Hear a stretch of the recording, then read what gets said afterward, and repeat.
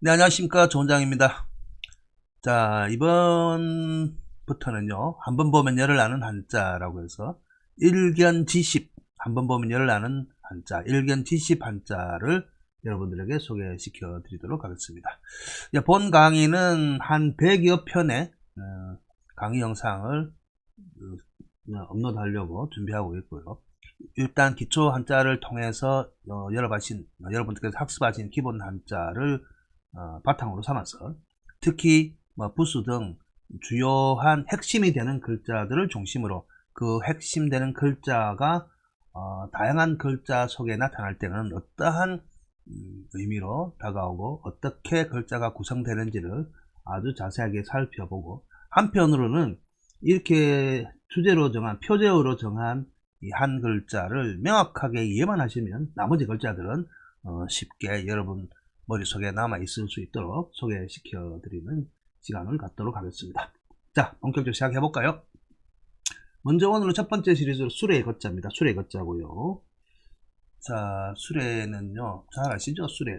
일반적으로 수레 거자는 대부분 알고 계시는데, 수레 거라고 하기도 하고 수레 차라고 하기도 합니다. 자, 여러분께서 이제 아셔야 될 게, 지금 우리가 배우고 있는 각골문이 나와 있는 글자들은 기본적으로 지금은 해저체를 갖고 우리가 익히고 있지만은 이 한자의 역사가 적어도 2000년에서 3000년 정도는 되었다는 거예요. 그 춘추 전국 시대만, 춘추 시대 초기만 하더라도 문자가 있었고, 그 상나라 시대에 이 각골문이 있었기 때문에 적어도 3000년 가까이는 되었다는 겁니다. 그래서 3000년 전의 이 수레의 의미는 지금 우리가 흔히 쉽게 알고 있는 수레의 의미와 다르다는 겁니다. 그 당시는 이 바퀴가 달린 이 수레를 아무나 가지고 있고 누구나 가질 수 있는 것이 아니었거든요. 그래서 초기에 나타나는 수레는 대부분 전쟁용 마차라고 생각하시면 됩니다. 요즘처럼 소나마를 통해서 일정한 그 생활 속에서 물건을 운반하는 도구로서, 운송 도구로서 사용된 것이 아니고 전쟁용 마차, 요즘 말할 것 같으면 탱크나 전차 같은 그러한 기능을 하는 역할을 했던 것이 바로 이거 수레거였습니다. 수레거였고, 그리고 나라에서 관리를 했었고요. 아무나 만들 수 있는 것이 아니었습니다. 자, 그리고 또 누구나 탈 수 있는 게 아니고 뭐 왕족이나 아주 높은 고관 대작들만 사용할 수 있었고요. 하다못해 한나라 시대 이후 당나라 시대까지 해도 그렇게 됐죠. 중국으로 볼 것 같으면. 그래서 일반인들이 수레를 타고 어떤 일을 한다, 그거는 상상도 할 수 없습니다. 자, 그렇기 때문에 이제 이해를 하셔야 할 게, 이 수레거라고 하는 것은 단순하게 요즘 분 흔히 아는 그런 마차가 아니고 전쟁용 마차라는 것을 상기하고 보셔야 글자들을 보다 쉽게 알게 되고요. 그리고 한편으로서는 지금도 차를 아무나 만들 수는 없지 않습니까? 그죠? 그냥 대규모 자본이 있는 핵심 기술을 가지고 있는 일부의 그 사람들만 이런 자동차 공장을 만들어서 생산을 하고 있기 때문에, 그 당시도 그랬거든요. 무조건 둥그런 바퀴를 둥글게 만들면 쉽게 만들 수 있다고 생각하실 수 있겠지만 그렇진 않죠. 그죠? 그리고 또 바퀴 달린 수레를 만든다 하더라도 이 도로를 나라가 관리를 하기 때문에 실제 울퉁불퉁한 뭐 동네라든지 일반 시골에서 이 수레를 가지고 움직인다는 것은 쉽지 않은 일이었습니다. 아무튼 국가 사업이라든지 대규모 자본이 투자되었던 사업은 지금이나 과거나 마찬가지였기 때문에 이 수레를 전쟁용 마차라 생각하시고 보셔야 보다 더 쉽게 이해하실 수 있습니다. 자, 그래서 각골문을 보실 것 같으면 각골문이나 이 건문을 보면 양쪽에 둥그러기 바퀴가 나타나죠. 자, 그러면 수레 바퀴라는 걸 이해하실 수 있습니다. 그러다가 건문 말기나 아니면 이제 다른 시대 나중에 설문 시대, 소전체, 그 전서체 시대로 나오면 이 바퀴의 상하라든지 좌우가 중복되기 때문에, 그죠? 대칭되기 때문에 한쪽 면만을 가지고 쓴다고 그랬죠. 한쪽 면만을 가지고 지금의 현재 수레 거자의 모양을 형성하게 되었습니다. 그러면 이 초기 때 각골문이나 건문 시대에 나타났던 것은 직관적으로 딱 보면 무엇이 바퀴다라는 걸 알 수가 있는데, 지금 수레 거 하니까 무엇이 바퀴인지 이해가 빨리 안 오잖아요. 그죠? 그러면 똑같이 요 둥그런 모양이 요 날일자로 대체했다면 날일자가 과연 바퀴인가 한번 생각해 봐야 될 거 아닙니까? 그죠? 그렇기 때문에 이 글자가 간략화되면서 기능이나 의미도 달라지게 됐습니다. 그래서 지금의 수레라고 하는 요 수레 거자는 수레를 하늘 위에서 본 모습입니다. 그렇기 때문에 양쪽에 있는 요 한일자 부분, 요 부분이 바퀴고요. 가운데 있는 부분은 사람이 타는 공간이나 짐을 싣는 공간입니다. 그래서 수레 진행 방향이 이렇게 되겠죠. 이렇게 된다고 봐야 됩니다.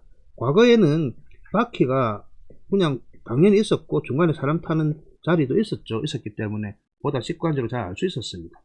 그리고 옛날에 전쟁용 마차라고 했기 때문에 요 2인용, 여기는 2인용이 말머리를 여기 놓고 한 필, 두 필, 세 필, 네 필, 사두마차용이고 요거는 이두마차용입니다. 아무튼 수레차라고 하는 글자는 단순한 우마차가 아니라 전쟁용 무기로서의 역할을 했던 마차였다, 수레였다 생각을 하시면 됩니다. 자, 그렇게 생각하시고 이제 우리 글자들을 살펴보도록 하겠습니다. 자, 이 화면에 나온 그림은요, 영화 배너 중에서의 장면이죠. 사두마차였고요. 역시 전차 경주인데 서로 레이스에서 이기기 위해서, 그죠? 바퀴에다가 이제 날카로운 무기를 장착한 모습, 영화를 보셨던 분들이 참 많으시겠죠. 아무튼 이런 전쟁용 마차였습니다. 서양이나 동양이나 거의 마찬가지였습니다. 자, 그 다음에 보면 이제 영상을 볼 것 같으면 이제 이거는 진시황의 그 병룡경에서 출토된 것들인데, 그리고 진시황이니까 지금부터 거의, 그죠? 한 2200년 전입니다. 2200년 전. 자, 진시황 때 만들어졌다 해도 2200년이 넘었잖아요. 그죠? 상당히 이제 아주 디테일한 모습을 하고 있고요. 사두마차가 보이고 짐칸이 보이죠. 자, 아무튼 수레차입니다. 자, 이렇게 생각을 하시고 본격적으로 학습에 들어가 보도록 하겠습니다. 맨 먼저 수레차. 자, 글자를 볼 것 같으면요, 수레거라고 했잖아요. 그죠? 그러면 일반적으로 거라고 하면 살거자도 있고, 자, 우리 보면 클거자가 있잖아요. 클거자, 다른 소리가 나는 거자, 거대하다 할 때, 그죠? 그럼 여기 글자 속에 클거자가 보이죠? 여기 클거자가 보이죠? 거대하다 할 때.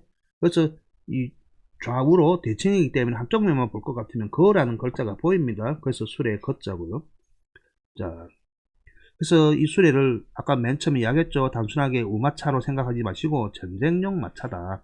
요즘 같으면 전차나 탱크 같은 그런 전쟁의 상징이다. 그래서 대표적 전쟁 무기를 바로 요 이두마차, 사두마차라고 생각을 하고, 그 당시 각 조그만 나라들, 제국들이 이렇게 있을 거 아니에요. 그죠? 전조전국시대 같으면 그 군사력의 상징이기도 했습니다.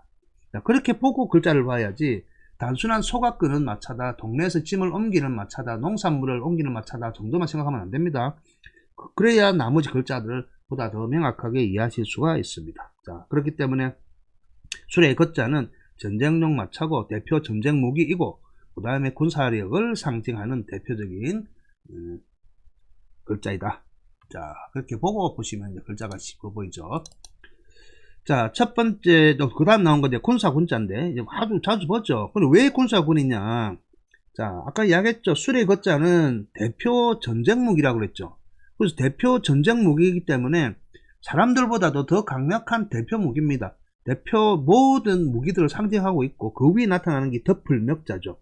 덮을멱자는 전체를 아우른다는 뜻입니다. 위에서. 자, 그러니까 이 모든 전쟁용 무기들을 아우르는 거, 또 전쟁용 무기 하면 거기에 이제 보병이든 말을 타든 기병이든 뭐 다 포함된다는 거예요. 그죠? 그래서 군이나 군대나 군사를 의미하는 겁니다. 그래서 위에 있는 덮을멱자는 전체를 덮는다, 전체를 아우른다는 의미입니다. 그렇기 때문에 군 전체를 대표하는 의미에서 군대, 군사일 때 요 군을 쓰는 겁니다. 그래서 군사군, 군대군 그러거든요. 여러 종류의 무리들이 있죠. 그래서 우리가 무리군 할 때도 쓰죠. 무리군 할 때도 군이라는 표현을 쓰는데 전체를 의미하는 겁니다. 여기서는 덮을멱자가 전쟁용 무기, 특히 대표 전쟁 무기를 상징하고 전체를 아우른다는 의미에서 군사군, 군대군, 자, 군 여러 가지 의미로 씁니다. 우리 뭐 국방군, 그지?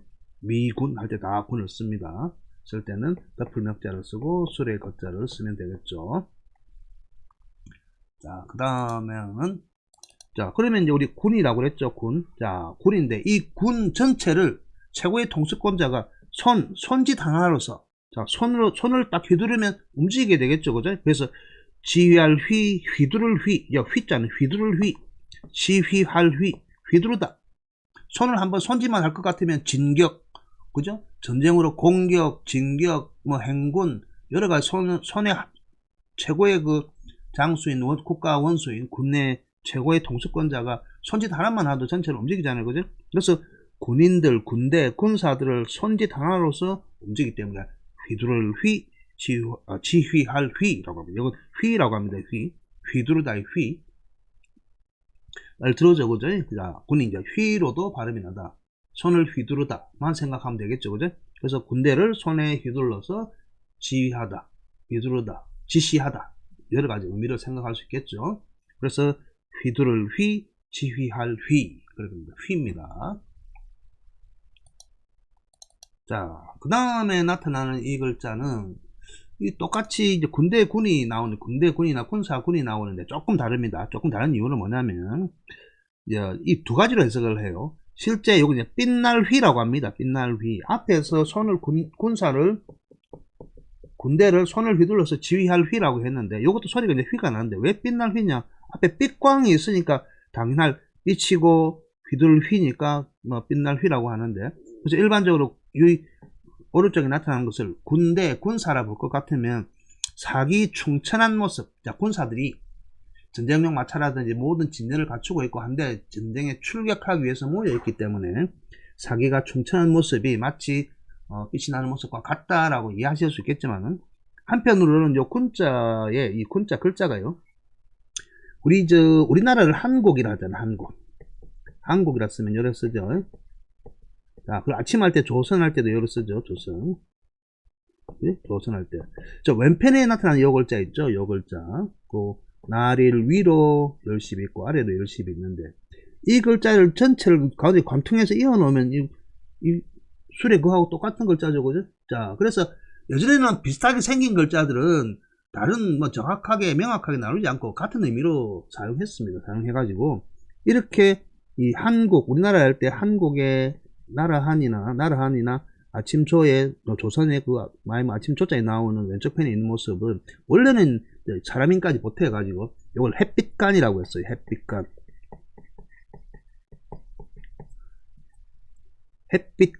햇빛간이라고 해서, 또 오른쪽 나서 사람인이 아니고, 그냥 또 뭐냐면 햇빛간자를 이렇게 쓰면, 사람인을 이렇게 쓰면 이렇게 쓰기도 했습니다. 이렇게 해갖고, 배주자를 써갖고 아침조와 또 같다고도 했거든요, 예전에. 자, 어쨌든 요 햇빛간자인데, 이 햇빛간자와 같은 모습을 하고 있다. 그렇게 예전에는 봤다는 거죠. 지금 해서체가 아니고, 그 예서체에서 전서체로 넘어올 때는. 그래서 햇빛간자이기 때문에, 햇빛에 또 앞에 빛광이 있고 하다 보니까 햇빛이 찬란하게 땅 대지를 비추는 모습이다 라고 해서 햇빛의 의미가 있었다는 거예요. 자, 그래서 빛날 휘라고 부르게 되었다는 겁니다. 빛날 휘라고. 자, 아무튼 뭐 나중에 시간이 나면 한 번 더 이야기하겠습니다. 그래서 빛광자가 오고 군대가 오면 군대가 자기가 총천해서 빛이 난다, 자기가 더 높다. 그리고 실제는 이제 군사 할 때, 군사군에 나타나는 이 글자가, 지금은 정확하게 이렇게 글자가 예전엔 햇빛 간자의 모습과 같이 보았던 때가 있었다. 때가 아니고 어떤 사람이 있었겠죠. 그러다 보니까 이런 글자들도 여러 가지 글자들 속에 나타난다. 자, 아무튼 빛날 휘자입니다. 빛날 휘. 그래서 우리 휘황찬란하다 할 때 이 휘자를 이렇게 쓰죠. 그죠? 자, 그 다음에는 돌다, 움직이다 할 때 운인데, 우리 운동장 할 때 운자를 쓰죠. 그러면 이 돌다는 뜻이 어디서 왔느냐? 자, 실제 이제 돌다는 뜻 보면, 글자 보면 그대로 나타나 있어요. 자, 아래쪽에 나타나는 것은 우리 시험시험 걸어갈 착, 아니면 착받침이라고 그래갖고, 그냥 끊임없이 계속 앞으로 가는 것을 나타낸다고 그랬죠. 계속 가는 것을 나타냅니다. 그리고 나머지 군인데, 요 군은 아까 그냥 군사군 해도 되지만은 또 디테일하게 이것을 다른 각도로 볼 것 같으면 요 수레 거자죠. 수레 거자고, 아까 요 바퀴라고 그랬죠. 이게 바퀴입니다. 바퀴인데 덮을 멱자가 전체를 덮지 않고 한쪽 바퀴만 덮어놓은 모양이에요. 그러면 한쪽 바퀴는 고장나서 못 쓴다는 거예요. 못 쓴다는 거예요. 사용을 못 한다. 그러니까 한쪽 바퀴만 움직이고 계속 가니까 빙글빙글 이렇게 돌게 되겠죠. 자, 그래서 여기 있는 요 군사 군자는 여기서는 한쪽 바퀴가 지금 고장이 났든지 정지된 모습이에요. 한쪽 바퀴만 덮여놓은 거예요. 그래서 전체를 이 수레 거자에서 전체를 덮어 쓴 것을 우리 군사군이라고 했지만은 왜 돌운이냐 하면 한쪽 바퀴만 고정이 돼서 움직이지 않으니까 요 나머지 반대편 한쪽 바퀴가 굴러가기 때문에 계속 하다 보면 한 바퀴 빙글빙글 돌 수밖에 없잖아요. 그죠? 그래서 이제 돌운. 그 다음에 고장이 나더라도 한쪽 바퀴가 돌아가니까 움직일 운 그럽니다. 자, 이해하시겠죠? 그죠? 자, 그래서 이게 우리가 말하는 이제 운행, 질서, 뭐 그런 거, 전체 운행할 때도 운을 쓰죠. 단순히 운동장만 쓰는 게 아니고, 회전하다, 돌다, 또 실제, 전체의 궤도라든지, 하늘의 그 별의 움직임, 지구 자전의 공전 같은 것도 한 바퀴 돌죠. 그죠? 자, 그래서 돌다는 의미로 돌운자를 씁니다. 자, 돌운, 돌다 할 때 운, 운동장 할 때 운. 이해가시겠죠? 한쪽 바퀴가 고정되어 있다. 그래서 나머지 한쪽 바퀴가 계속 돈다. 그래서 돌운자. 자, 그 다음에는 양쪽에는 이제 아무런 표시도 없죠. 그죠? 표시가 없으니까 이 수레의 거자는 전쟁용 마차다 그랬습니다. 그래서 전쟁에 참여하기 위해서 갈 때는 마치 우리 기차에 보면 그죠? 기차에 보면 각 칸들이 이어서 가잖아요. 그죠? 그래서 요 수레들이 전체 다 꼬리를 물고 이어서 계속 가는 모습입니다. 그래서 대표적으로 한 대만 썼지 나머지들 계속 시험시험 걸어갈 차는 계속 끊임없이 가는 거죠. 그죠? 그래서 잇따따, 잇따르다, 연다르다, 연달아 이어서 가다는 의미입니다. 그래서 이을연, 여기서 잇따을연 하는데 여기서 이제 이을연 연 해도 됩니다. 잇따. 대표적으로 하나만 썼지 실제 전쟁용 마차가 끊임없이 계속 진행하고 있는 것을 꼬리에 물고 진행하고 있는 것을 보고요. 우리 나이가 좀 드신 분들은 과거 한참 우리 KBS의 명화의 극장 할 때 보면 서부 영화들 많이 했잖아요. 그죠? 클린트 이스트우드하고 나왔던 그 서부 영화들 볼 것 같으면 서부극에 나온 그 마차들을 보면 목장의 그 마차들 보면 줄을 지어서 계속 이어지잖아요. 그 모습입니다. 마차 한 대가 아니고 전체 마차를 대표해서 시험시험 걸어가면 전체가 다닥다닥 붙어가는 것 같죠. 그래서 잇따을연, 이을연 그렇게 하는 겁니다. 자, 한편으로는 여기서는 제가 표제로 안 삼았지만 위에다가 풀초를 쓰면요. 풀초를 쓰면 자, 그러니까 위에다가 풀초를 쓰고 풀초를 쓰면 우리 연꽃 할 때 연꽃 연자거든. 여기서 잇따따단 말은 끊어지지 않고 계속 이어지는 거 아니에요. 그죠? 그럼 연꽃의 특징을 보면 이거 뭐 연꽃이기도 하고 연밥이기도 하지만 그 밑에 연근 있죠. 연근 뿌리를 볼 것 같으면 계속 여기 이어져 있죠. 끊어지지 않고 계속 이어지죠. 그죠? 바로 연근의 특징이에요. 연근의 특징. 이을연이라는 게. 그래서 이을연자를 갖고 와서 이런 계속 있고 끊어지지 않고 이어지는 연달아 이어지는 성정을 가진 식물, 초본 식물이다. 그래서 우리만 이제 연꽃 아니면 뭐 연화연 그렇게 하는 거죠. 자, 그 다음은 이제 구를전인데, 옮길전인데, 자, 이것도 자세히 볼 것 같으면, 오른쪽에 나타나는 거는, 기초 한자 강의할 때, 오로지 전이라고 해서 제가 말씀드렸습니다. 오로지 전 했는데, 오로지 전. 이 오로지란 말은, 두 가지죠. 자, 위에 나타나는 것은, 실질적으로 우리가 둥그렇게 선물 포장하듯이, 사탕 모양의 선물 포장하듯이, 어느 일정한 사람한테 선물을 주든지 비밀스러운 물건을 주기 위해서 포장한 모습이에요. 사탕 포장처럼. 그리고 아래편에는 이 마디초는 선물을 사람 손으로 이제 꼭 붙잡고 있는 모습이죠. 꼭 붙잡고 있는 모습입니다. 자, 그래서 이 오로지 전인데, 그런데 오로지 전을 가져와서 여기서는 다른 게 아니고, 여기 보세요. 위에 있는 이 부분이 수레 걷자랑 거의 흡사하죠. 그리고 흡사한데, 이 수레 걷자랑 다른 부분은 한쪽 바퀴가 그죠? 한쪽 바퀴 어떻습니까? 점주가 있잖아요. 그죠? 꼬리가 없고 점주가. 자, 그 말은 한쪽 바퀴가 어디 웅덩이나 아니면 뭐 돌뿌리에 걸려갖고 움직이지 못하고 있는 상태거든요. 그래서 손을 붙여갖고 미는 거예요. 그러니까 수레가 움직이잖아요. 그래서 구르다. 아니면 그 바퀴가 빠지면 들어서 양쪽으로 옮길 거 아니에요. 그래서 옮길 전 그러는 거예요. 구를 전, 옮길 전. 그래서 원래 이제 오로지 전이었는데 요 해석체의 생긴 모양을 가지고 다른 각도에서 해석을 하는 거예요. 이해가시겠죠, 그죠? 그럼 이제 술의 거가 보이죠? 술의 거자가. 자, 그래서 원래 요 전자는 오로지 전이었기 때문에 소리를 그대로 쓰고요. 한쪽은 뜻이고 한쪽은 소리 같은 형성 문자이고, 자, 다르게 해석을 하는 거죠, 그죠? 아, 바퀴가 웅덩이 빠지던 돌불에 걸려가지고, 자, 바퀴를 들어서 손으로 들어가지고 밀든지, 밀면 구를 전이고, 그죠? 아니면 들어서 웅덩이 빠진 것을 한쪽으로 들어서 자리를 옮기면 옮길 전자겠죠. 자, 그래서 구를 전, 옮길 전. 의미는 다릅니다. 구르는 거죠. 그냥 미는 거고, 옮기는 건 들어서 옮기는 거잖아요. 그죠? 그래서 아무튼, 요 전자가 두 가지 의미로 사용이 됩니다. 자, 구를 전, 옮길 전이었고요. 자, 그 다음에 이제 수레가 전쟁에 나가서, 아까 이을 연자라 있죠. 그죠? 이을 연자 해갖고, 계속 연달에 따라서 이제 전쟁에 참여하기 위해서 마차가 갑니다. 가다가 나중에 일정한 지역이 있을 것 같으면 하루를 쉬기 위해서는 방어 대응을 해가지고 마차들 가지고 이제 진지를 구축해야 될 거 아니에요, 그죠? 그러면 그냥 광활한 평원 위에서 할 때는 이제 원형으로 해갖고 진지를 구축하겠지만은 광활한 평원이 아니고 그 얕으만큼 언덕이라도 있을 것 같으면 언덕 바로 옆에 진지를 구축할 것 같으면 그 언덕 붙자잖아요, 그죠? 우방은 좌부방은 언덕 붙자이기 때문에 언덕 붙자의 의미이기 때문에 한쪽은 언덕이나 산 허리를 방어용 방어벽을 삼아 가지고 바로 옆에다가 진을 구축하면 한쪽만 경계를 하면 되잖아요, 그죠?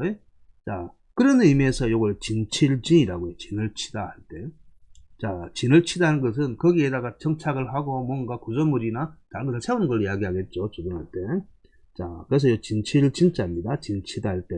그래서 수레를 가지고, 전쟁용 수레를 가지고 방어를 하기 위해서. 그래서 우리 막을 방자도 이렇게 쓰잖아요. 막을 방자도 이렇게 쓰죠. 막을 방자도. 또, 이와 또 비슷한 글자가, 진자가 있어요. 진자가 있는데, 그, 좌부방에다가 동력 통자를 쓰면, 자, 이건 베풀진이라고 그래요. 베풀진.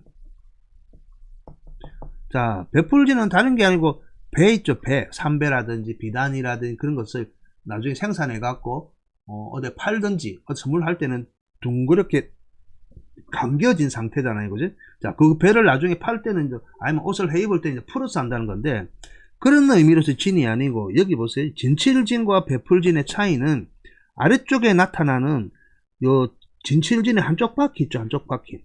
한쪽 바퀴를 풀어놓은 거예요. 고장이 났든지 뭘 하든지. 그지? 그래서 풀다라는 의미인 거예요. 그래서 풀진자, 풀진자. 그래서 요 자체를 그냥 좋은 의미로서 상대방한테 베푼다는 의미도 있겠지만은 풀어내는 거예요. 그래서 말도 풀어내고 뭐 물건도 풀어내고 밥도 풀어내고 다 풀어낼 때는 요 베풀 진자를 씁니다. 푸는 게 중요하기 때문에. 자, 아무튼 진칠진이었습니다. 자, 그 다음 자는 칠격인데, 보통 우리가 공격할 때, 공격하죠. 공격할 때 기억을 합니다. 자, 밑에 손수가 있기 때문에 직접 한다는 거예요. 손수가 나오면, 우리 손수 하신다 그러죠, 그죠? 직접 한다는 겁니다. 그러니까, 마차를 탄 사람이 직접 한다는 거예요.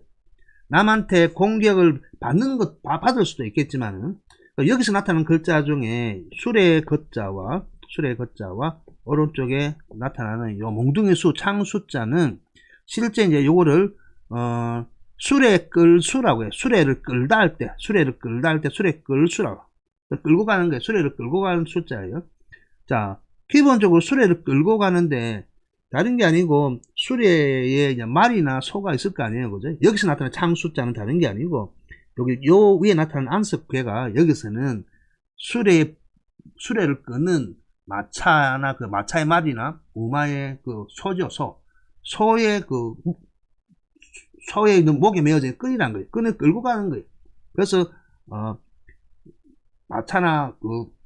마차에 타서 모는 게 아니고 내려가지고 손수 끌고 나가는 모양입니다. 왜냐하면 경사가 좀 진다든지 좀 땅이 고르지 못한 것일 때는 이제 말이나 소들이 앞으로 나가지 않으려고 할 거 아니에요, 그지? 그래서 앞에 나가서 손에다가 고삐죠, 참 고삐를 잡고 요 위에 나타나는 요 안석계 부분은 머리에 묶인, 그러니까 목에 묶인 끈이라고 생각하세요. 고삐라고 생각하세요. 고삐를 끌고 가는 거예요.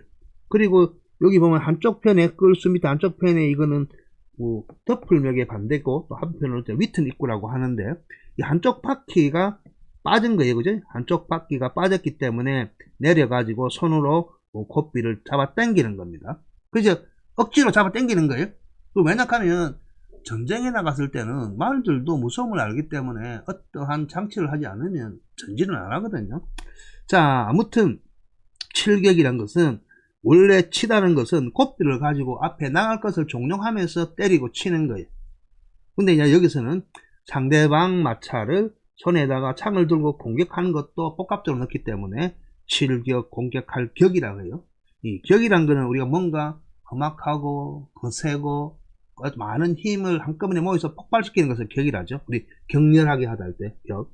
여기서 이제 공격하다 할 격입니다.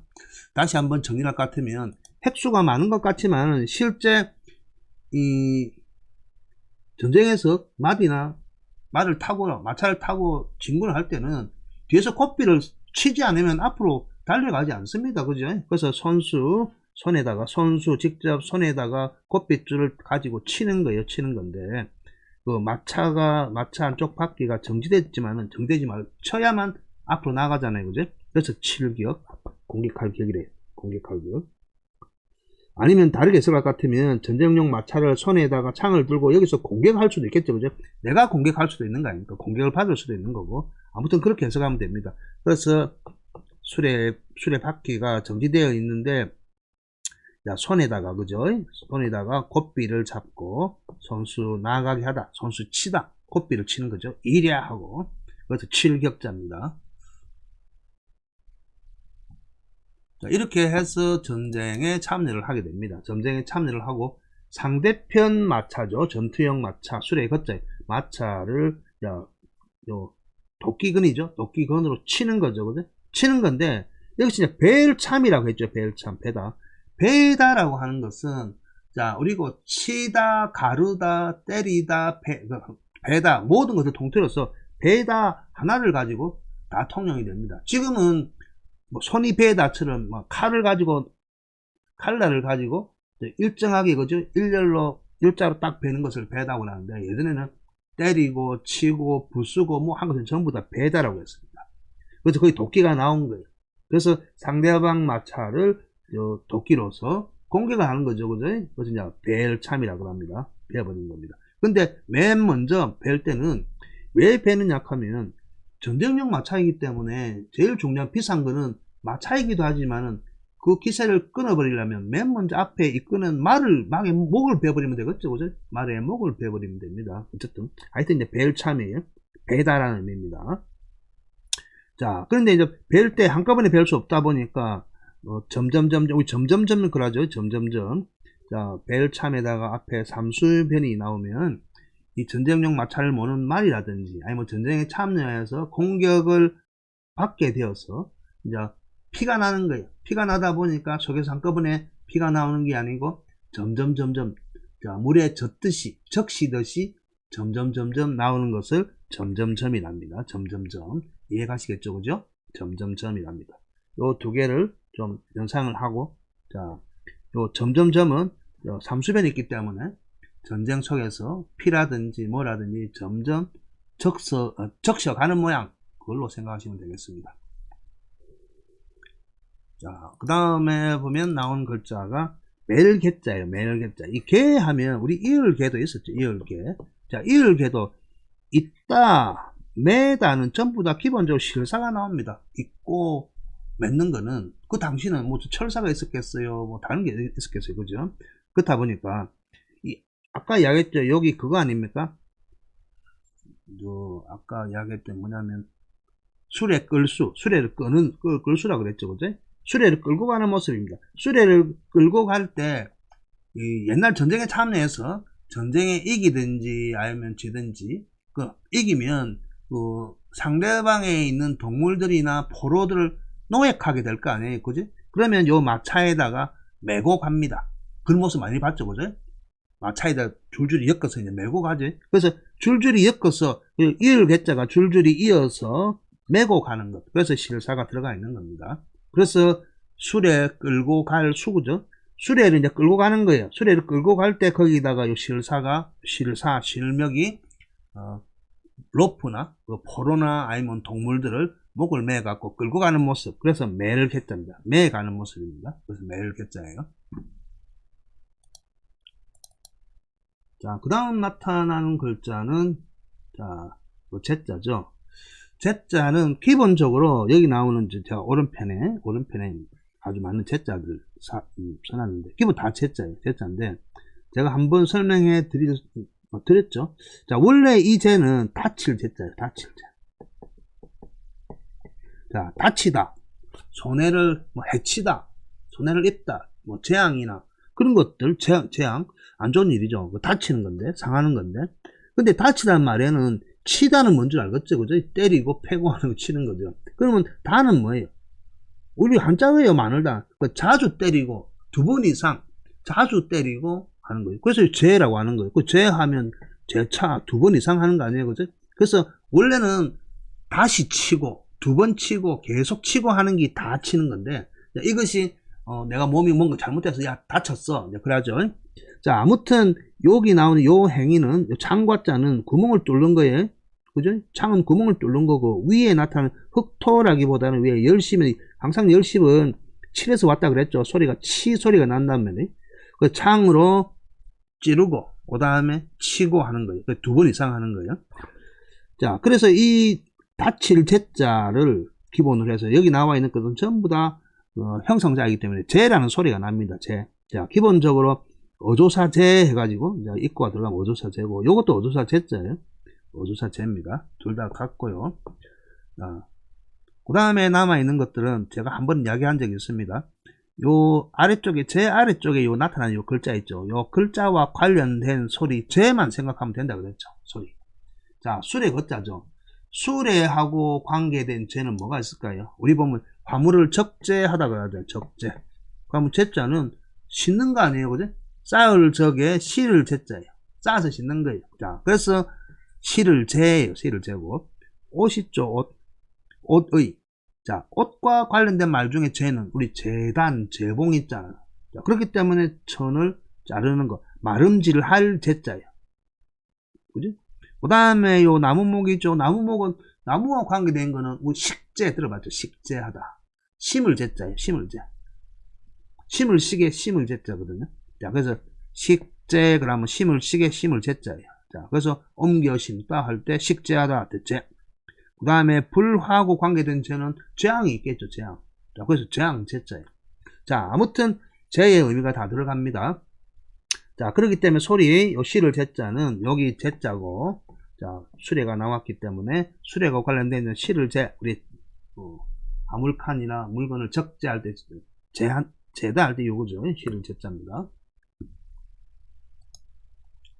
자, 그 다음에 나오는 거는, 그 다음에 나온 자는, 이게, 실어낼 숫자.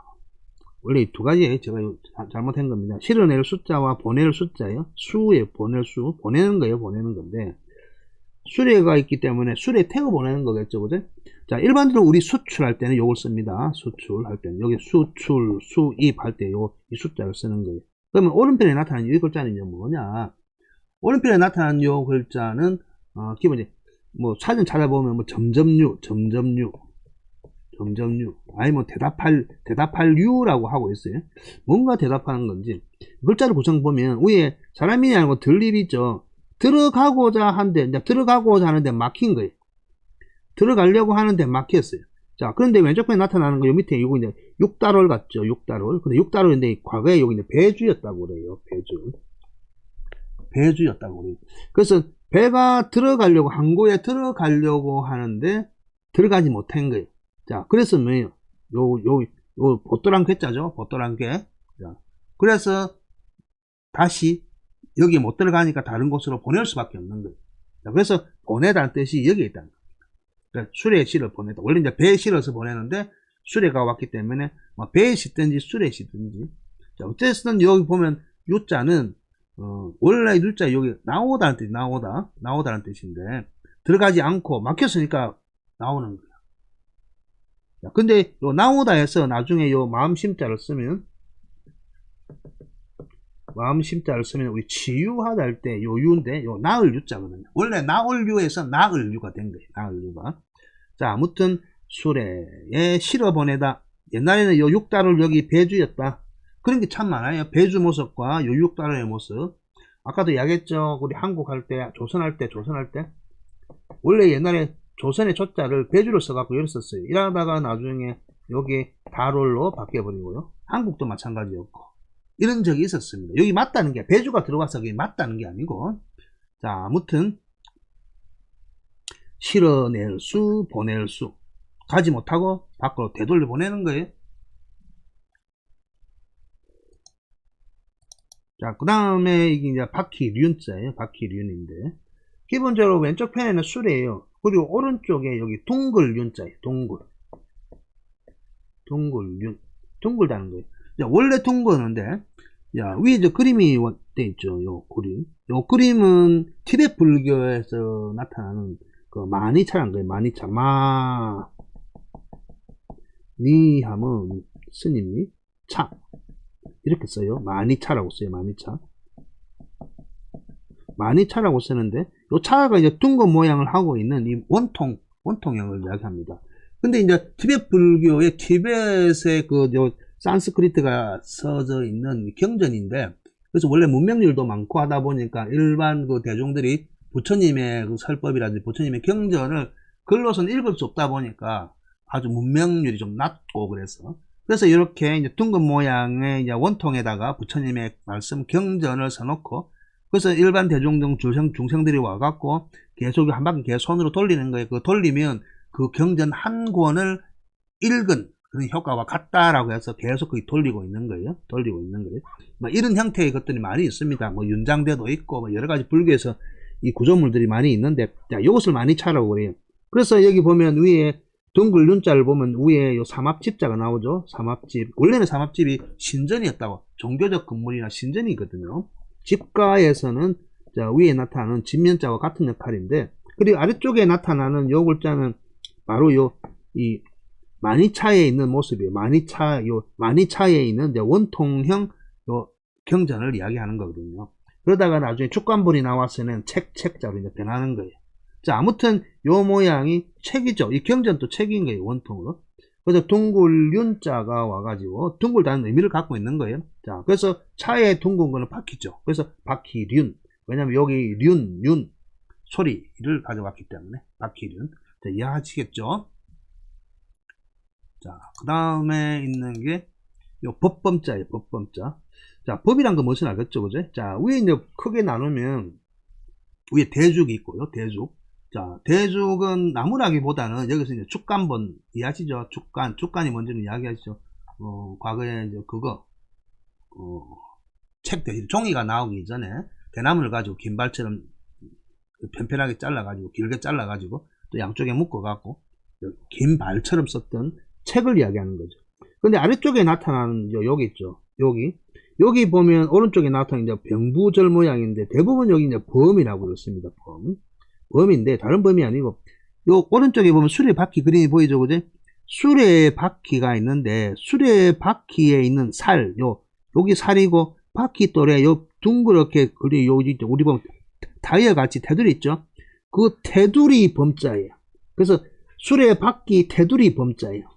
이 모습이 범자가 마치 이렇게 둥글게 요리되어 있는 거예요. 둥글게.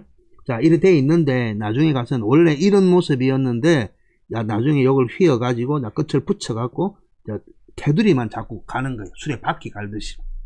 요 안쪽에 있는 거 요 나무가 아니고 끝에 있죠. 끝에 요거는 대나무라든지 아니면 요 얇은 나무를 가지고 수시로 말굽 갈듯이 갈아줘야 돼요. 통째로 요 나무를 갖고 바퀴를 만든 게 아니고. 그래서 이 자체가 고도의 기술을 갖고 있는 거예요. 그래서 이 수레바퀴를 만들려면 한쪽이 아니고 양쪽뿐만 아니고 대량 생산도 할 수 없지만은 실제 어떤 규격이나 일정한 법, 그리고 수레바퀴를 관리하는 것은 국가에서 다 관리했기 때문에 위에다가 수레바퀴 살 테두리 만드는 기술뿐만 아니고 과거에는 엄청난 하이테크 기술이었거든요. 자, 그래서 축간본이 와갖고 책의 의미이기 때문에 이것이 지켜야 할 규범이나 규칙, 법이라는 거예요. 그래서 소리는 이제 범이었기 때문에 법범 그럽니다. 법범. 본보기범, 법범 해서 규칙범. 그리고 우리 모범 할 때 규범, 모범 할 때 이 범을 쓰거든요. 그래서 항상 그걸 생각하세요. 모범, 규범. 자, 그 다음에 나오는 글자는 연할연자예요. 똑같이 또 수레바퀴 나오죠. 수레바퀴 나오는데 다시 한번 볼 것 같으면 요 글자에는 요 수레 글자가 있고 오른쪽에 하품흠이 있죠. 하품흠. 자, 하품을 하는 모양을 입을 벌리고 측면도라고 그랬죠. 항상 입을 벌리고 기운이 바깥으로 나올 때는 사람이라고 그랬죠. 나오는 모양인데 이것을 이제 다르게 쓴 거예요. 왜냐하면 위쪽과 아래쪽이 분리되다는 뜻이에요. 자, 보면 수레바퀴에 지금 안쪽에 요 축이 있고 그죠? 자, 살이 바퀴 살이 있죠. 살이 있고 좀 더 요 지지해주는 태가 있고 여기 태예요. 그리고 테두리가 또 있어요. 따로 그죠? 요 테두리가 나중에 오래 쓰다 보면 나무되기도 할 뿐더러 그 섬유질을 지지하고 있는 아주 단단하게 만드는 요소들이 날아가 버리면 섬유질만 남는 거예요. 칫솔처럼. 자, 그래서 연할연이란 게 딱딱해야 할 요 바퀴가 나중에 보면 시간이 가면 푸석푸석해지고 해갖고 아주 부드러워지는 거예요. 그래서 요 모양 하품을 갖고 온 거는 요 자체가 분리가 돼가지고 그 밑에 요 보면 안쪽에 받치는 나무와 그때 테두리를 받치는 나무가 분리되어 있는 모습인데 왜 분리되느냐? 요 자체가 견고하게 딱 붙어 있는 게 아니고 자주 이제 뭐 진흙탕 길도 가고 물길도 가고 하도 표면에 많이 닳고 하다 보니까 그 나무 테두리 나무의 그 뭐 표면이 부식되기도 할 뿐더러 아니면 연질화죠. 경질화되나? 아무 좀 부드러워지는 거예요. 그래서 이제 연할 연, 부드러울 연 그러는 거예요. 그래서 이 하품은 이게 분리되든지 아니면 단단했던 그 표면이 좀 부드러워졌다. 그런 의미에서 연할 연 씁니다. 자, 그 다음에는 요 비교할 교자죠. 비교할 교자. 자, 왼편에는 수레예요. 수레를 갖고 비교하는데 오른쪽에는 우리 사길 교자죠. 서로 사귀는데 원래는 구멍혈이었다가 옛날에 동굴 생활을 할 때 구멍혈이었다가 자, 문을 열고 닫고 해야 되는데 양쪽에 문을 이제 개방해 버리는 거예요. 개방했기 때문에 누구라도 올 수 있는 거예요. 근데 이 교는 그냥 우리 동네가 여기 있으면 어떤 언덕이나 산을 지나서 다른 동네와의 내왕을 교라고 해요. 사귀는 거. 오고 가고 하는 거. 자, 그렇기 때문에 요 사귈 교자, 비교할 교자, 또 견줄 교자는 그냥 우리 편의 마차와 그 상대 적편의 마차를 서로 맞대서 견줘보는 거예요. 누가 좋고 누가 나쁘고. 그 예전에는 그냥 직접 싸워보지도 안 하고 전쟁용 무기를 서로 평가하고 그냥 항복하기도 해요. 우리보다 좋은 칼을 갖고 있고 우리보다 좋은 무기를 갖고 있으면 그걸 항복하기도 하는 거예요. 자, 그래서 비교할 교자. 자, 견줄 비자 와서 갖고 비교 이렇게 씁니다. 비교할 교자. 당시에는 가장 비쌌던 그 물건이 바로 전쟁용 마차였거든요. 그래서 누가 더 좋은 무기를 가졌고 누가 더 아주 힘이 센가를 비교하는 것이 수레를 가지고 전쟁용 마차를 갖고 서로 비교해봤기 때문에 사길교를 써서 비교할 교, 견줄교 이렇게 씁니다. 자, 그 다음에는 이제 무리 배자인데 무리는 뭔 줄 알죠, 그죠? 자, 무리는 다른 게 아니고 지금도 마찬가지입니다. 지금도 이제 전쟁에 나가면 지금 작년부터 우크라이나하고 러시아하고 전쟁이 붙어가지고 러시아가 처음에 전차를 많이 보내갖고 물량 공세로 나왔지만 결국은 패해가지고 엄청나게 많은 그 전차를 손해를 입었다고 하는데 첫 번째는 전차를 갖고 전출할 것 같으면 전차만 가는 게 아니고 전차를 타고 있고 또 전차 주위에 보병들과 함께 움직이는 거거든요. 이 전쟁용 마차는 마차 한 대만 가는 게 아니고 주위에 소대 분대든 소대든 편제를 해갖고 양 사이드에 다른 보병들과 함께 움직이는 거예요. 자, 그래서 그 전체를 하나의 무리라고 하는 거예요. 무리. 그래서 무리군 그러잖아요. 무리군.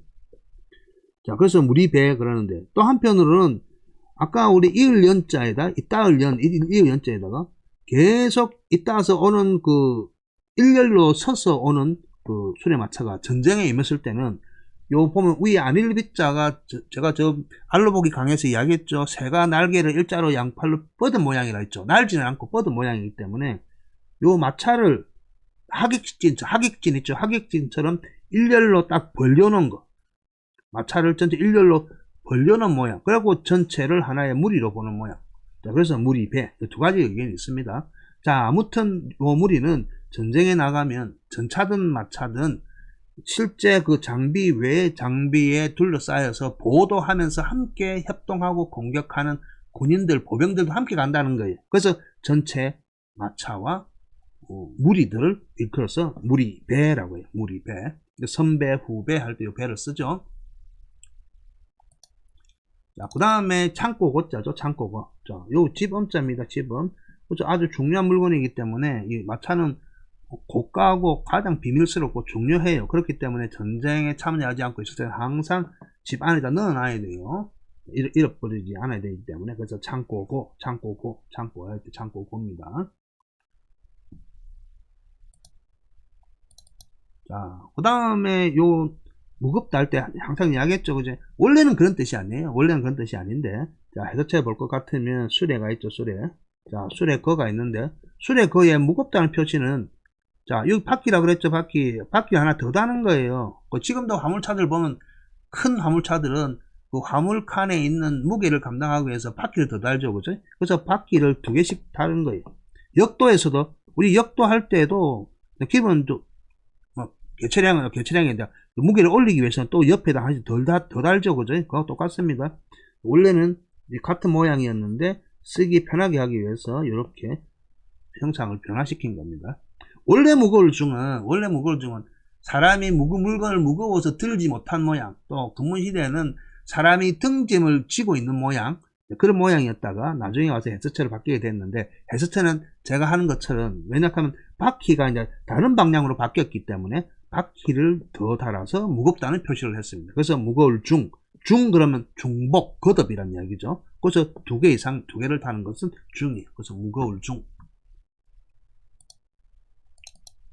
자, 그 다음에 가벼울경. 가볍다는 거는 제가 이야기했죠. 그죠? 무겁다. 기준 자체가 같은 수레예요.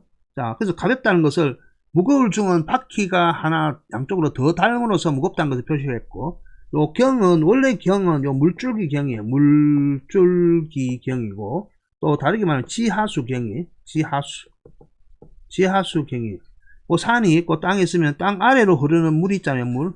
그러면 또 물이 흐르는 여기 흙이 있죠. 그래서 밑에 여기 있는 장인공은 옛날에 또 다른 걸 흙토라고 썼어요. 자, 그러니까 지표면, 여기 지표면이에요. 땅, 지표면 아래로 흐르는 물줄기를 이야기합니다. 그래서 물줄기이기 때문에 다른 게 아니고 줄었다는 소리 때문에 갖고 온 거예요. 의미의 소리 때문에. 당연히 무거우니까 바퀴를 두 개 더 다는 것은 무겁다는 거고, 가벼운 것은 그냥 여기 줄었다는 소리, 줄 때문에 갖고 온 거예요. 원래 또 소리가 경이기도 했기 때문에. 그러면 경이라는 한자들은 많이 있잖아요. 뭐 놀랄 경이 있고, 공경할 경이 있고, 서울 경이 있고. 그럼 왜 하필 이 경자를 갖고 왔느냐? 소리의 뜻 자체가 줄다라는 소리이기 때문에. 그리고 이것을 만들 때는 중국인들이 아직 완전 원래 상나서 가져가서 자기네 글자들로 완전하게 인식하지 못했어요. 그래서 각벌문을 만들 고대 전통이 그대로 이어졌기 때문에 물줄기의 줄을 가져온 거예요. 그래서 수레가 줄었다. 그죠? 그러니까 가볍잖아요. 그래서 소리 자체는 경이니까 가벼울경 한 겁니다. 자, 이렇게 해서 오늘 그래도 한 50분 갔죠. 자, 이렇게 해서 수레와 관련된 한자들을 한꺼번에 알아봤습니다. 자, 한꺼번에 알아봤는데요. 자, 한번 여러분들과 함께 한번 살펴보시고 또 이것을 또 간단하게 또 해보는 시간을 나중에 총각해서 만들어 보기도 하겠습니다. 자, 수레의 거자죠. 수레의 거자고 군사, 군자. 그랬죠. 군사군은 전체를 아우른다고. 그 다음에 이거는 돌룬. 여기서는 군사군이 한쪽 바퀴가 전기돼서 빙빙 돈다 그랬죠. 그 다음에 손으로 군대를 지휘하니까 지휘할 휘, 휘두를 휘. 그 다음에 군사군이 빛이 나죠. 사기가 충천했기 때문에 빛날 휘. 그리고 원래도 군자가 햇빛 간자하고 비슷해서 옛날 혼동해서 서로 바꿔 쓰기도 했다. 그 다음에 이을 연자, 이따을 연자. 그 다음에 진칠. 양쪽에 언덕부가 있죠. 그죠? 진칠, 진자고요. 그 다음에 차에 싣는 것, 적재하는 것, 그 실을 제자고요. 그 다음에 오로지 전자인데, 여기서는 손으로 바퀴를 굴을죠. 그죠? 굴을 전 아니면 옮길 전자. 그 다음에 요거는 수출할 때 원래 여기 이제 배주와 같다고 그랬죠. 그죠? 배를 태워서 보내다 아니면 수레에 태워서 보내다. 그래서 보낼 수. 그 다음에 마차를 자 도끼로 찍죠. 여기서는 원래 도끼로 찍는 게 아니고 다 벤다고 그랬죠. 그죠? 그래서 배를 참 도끼로 베어서 상대방한테 이제 맞으면 피가 점점 흐르게 되겠죠. 그죠? 그래서 피를 적시게 되기 때문에 점점 그럽니다. 그 다음에 요거 이제 범자인데 요 소리 나온 게 이제 범이라고 그랬죠. 요 범인데 다른 게 아니고 이 수레 바퀴 테두리 있잖아요. 수레 바퀴 테두리 모양의 수레 바퀴 테두리 범자예요. 자, 그래서 수레 바퀴가 있고 수레 바퀴 테두리를 갈아준댔죠. 말국같이 그림을 보여줬죠. 그처럼 아무거나 가는 게 아니고 딱 치수가 맞아야만 해당되기 때문에 자, 그래서 위에 대죽을 써서 어떤 규범이나 규격이나 자, 법을 나타낸다. 그래서 규범, 범, 법범 그럽니다. 그 다음에 교자가 왔죠. 사귈 교자가 왔죠. 수레끼리 사귀는 게 아니고 여기서는 비교해 보는 거죠. 우리 편 수레와 마차와 적 상대편의 마차를 서로 누가 난 무기인가를 견주어 보는 거예요. 자, 그래서 비교할 교,